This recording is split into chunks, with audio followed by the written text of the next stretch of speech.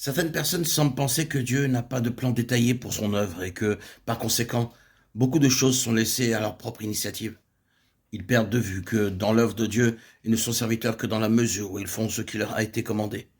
Ils n'ont pas remarqué ces paroles dans la Bible. Faites ce qu'il vous dira, Jean 2,5.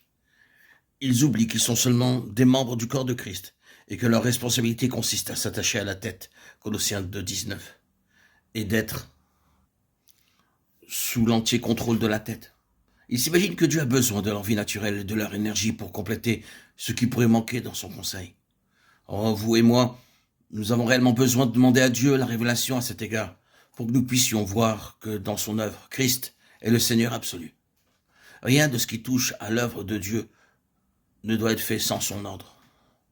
La puissance d'un serviteur de Dieu et le fruit de son efficacité spirituelle sont seulement obtenus et manifestés par la recherche sans compromis de la volonté de Dieu et de son exécution.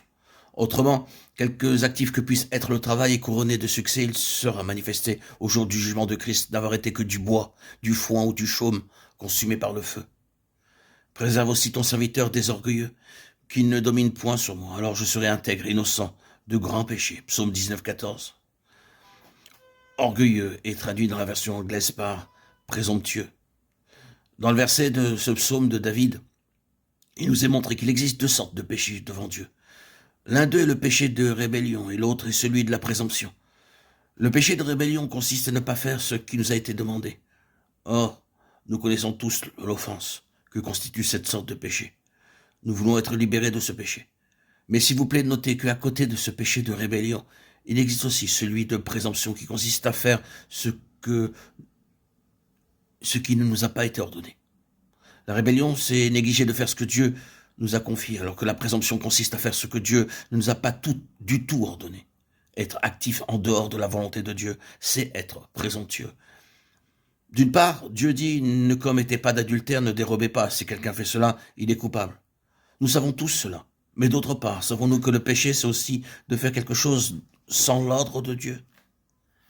Reconnaissons-nous comme un péché devant Dieu, un travail accompli sans son ordre, selon notre propre idée, même si nous voyons que ce que nous avons fait est excellent. Dans la prière qu'il adresse à l'Éternel, David demande à être préservé du péché de présomption. Dieu sait ce qu'il veut. C'est pourquoi il nous dit, par le moyen de la Bible ou du Saint-Esprit, ce qu'il désire que nous fassions. Car une œuvre spirituelle ne dépend pas de son importance, mais de son ajustement dans le dessein de Dieu et de son utilité pour Dieu. L'important pour un serviteur de Christ, c'est de savoir ce que Dieu veut qu'il fasse, à quel moment et avec quels moyens. Celui qui sert le Seigneur n'a nul besoin de concevoir son œuvre. L'une des caractéristiques de la nouvelle alliance, c'est que chacun d'entre nous peut connaître la volonté de Dieu. Un serviteur de Christ peut recevoir dans son esprit la révélation du Saint-Esprit pour discerner clairement ce que Dieu attend de lui. Une telle connaissance est une réalité, elle ne vient ni de son imagination, ni des encouragements ou des indications d'autrui. Elle est fondée sur ce que lui enseigne la Bible et révélée sur l'ordre de Dieu dans les profondeurs secrètes de son être par le Saint-Esprit, demeurant dans son esprit.